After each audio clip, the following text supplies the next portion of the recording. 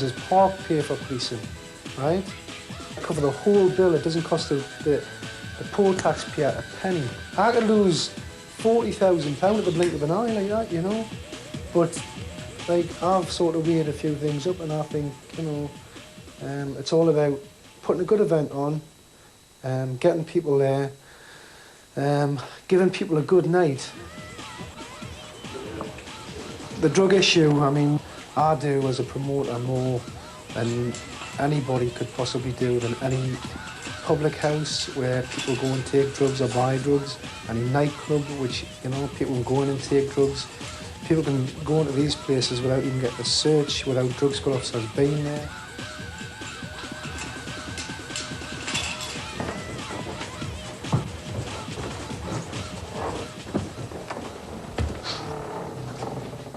It's a club culture, that's what it is, that's its title now. And it's not just about the drugs. There's drugs, there's Vicks inhaler, there's brightly coloured clothes, there's, you know, it's a whole culture. And not everyone is into everything, yeah? You might see a guy down there wearing, you know, a casual top and a casual pair of trousers and proper shoes, and he might be on a couple of E's. On the other hand, you might see my mate Steve, who goes down there dressed in a sort of nuclear outfit with a mask on and all this business, and he looks puckered, you know what I mean? He looks really good. And he doesn't do the drugs at all, and doesn't care. And that's his prerogative, and I like him because of that. I think it's pointless to say it, really, that there have been drugs for longer than there have been raves. There have always been drugs. Joe's mother views the rave craze as just the latest youthful rebellion against convention. It wakens memories of an earlier refusal to conform. There must be some kind of way out of here. The flower power era was the age of sex, drugs and rock and roll. Parents raised to a gentler tune couldn't understand their teenage children. I can't get no relief. Businessman there to drink my wine. 20 years and nothing's changed. Many of those teenagers, now parents themselves, are just as mystified by the rave generation. It's the equivalent, I suppose, of any rock festival, any music festival. It's a place where there's music and lots of people who are listening to it. Nothing more. Perhaps because it carries on all night, that's the raving aspect of it, that they continue until the morning. But I don't think that's anything particularly new. People have done that for a long time. Perhaps it was the only word left to describe something that's unique to these people, the only word they could think of to use. So. I suppose I don't think it promotes drugs. I think the two are indefinably linked, and the music is linked to all of that, and that's something that nobody will change, but it's not the same for everybody.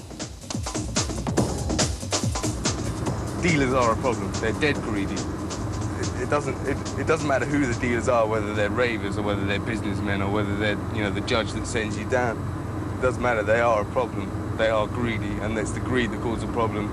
It's the money, you know. If one dealer thinks, all right, I've done this, that, and the other in here, and I've made this much money, and I see this geezer over here, and he's done a couple, and I was thinking, Christ, if I got all his business, then I'd be even richer, so I'll go and take him outside and knife him. Well, that's nothing to do with music at all. It's to do with profit. It's to do with, do you know what I mean? Greed. It's just greed. They see the market. They see a marquee or a warehouse full, 4,000 or 5,000 people, and maybe a fifth of them are sorted. The rest of them are looking. That's, you know, in their heads, that's cash. That's £15, £20 a head. Do you know what I mean? Or whatever. Do you know what I mean? It's that part of it I don't even think about. It's frightening.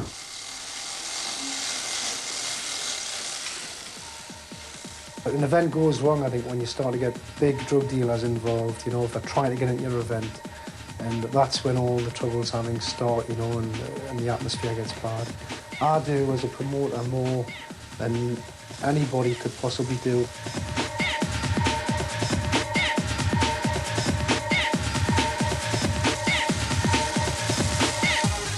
There's tents and stages, there's flooring, there's a lighting show, laser show, fencing, road signs, police, security, extra. Oh, there's been a lot of things. We've had to ensure that there's adequate numbers of toilets, general health and safety implications of the structure, the flooring, fire escapes. DJs, flights that you're flying from abroad, accommodation, printing, toilets, heating, advertising, medical, St John's, rubbish Problem because it isn't the floor we were expecting from the very beginning. When we had our initial meetings, we were given information about various things that were coming on site, and that included the floor, and we were shown photographs of flooring which had been used elsewhere. When we actually got here, the flooring was not what we had previously been shown, and I know the organiser was very upset with it as well. We've overcome that by placing hardboard over the problem areas and then placing matting over the top of that, which gives a reasonably level surface. At least there is a floor, because a lot of other raves you go to, you'll end up dancing on the grass until the grass is mud, and then when the mud's turned into rivers, it's, you know, all your designer trainers get destroyed and stuff. I suppose that's the weakest thing here, isn't it? It's the floor. The fact the floor isn't flat. It was excellent when it was illegal. It was absolutely wicked.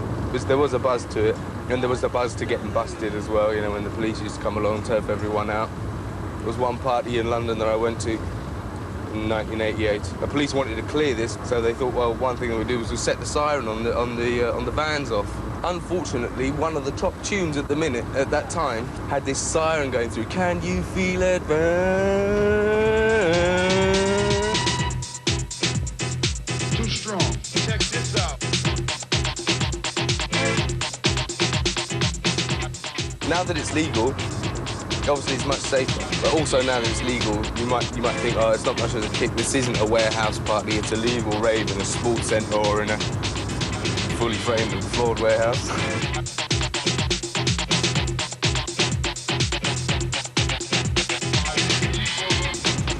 Problems compared to ordinary festivals are really not that much different. The only big main problem is obviously the drugs element, and everybody needs to be searched before they come into the venue. It's one of these things that it's better having a rave, which is licensed, than something that isn't. We don't need that anymore. We don't need that anymore. We have bins here so that any drink can be deposited in them. I mean, they bring bottles of Coke filled with drink, alcohol. That gets deposited.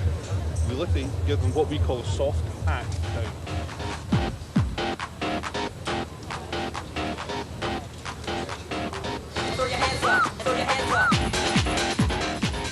If it's as organised as we are seeing here tonight, I think other authorities should take it up for the kids' sake. Because the kids were always saying that there's nothing for the kids to do. This is the answer. Right. If they're better behaving themselves, we can have these on every weekend. That is the briefing as far as that you need to know. The other thing is what I want to bring to your attention tonight, for those that may not know, is I have the type of tablets that people might supply. And therefore there for you to look at. There is some amphetamines, crushed amphetamines, LSD and cannabis. We don't need that anymore. Whoa, whoa, whoa, whoa, whoa. Guys, sorry, you can't film this. Right? This could lead to court cases, so you cannot film that, right? I'm sorry, mate.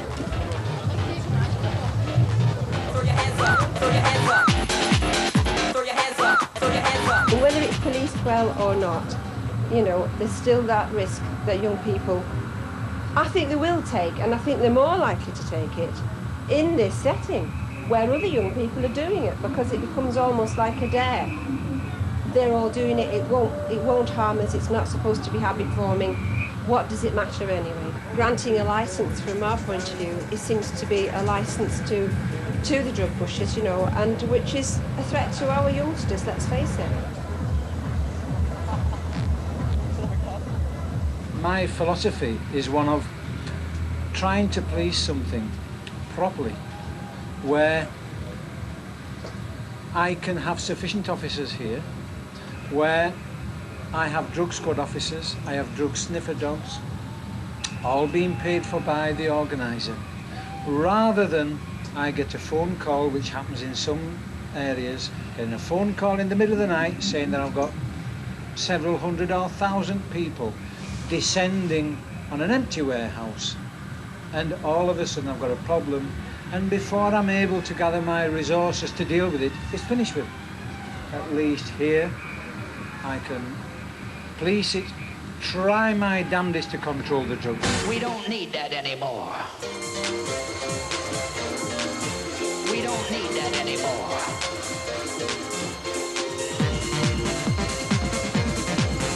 We don't need that anymore. Like, I would just like to say that it's not like that and everything. We're just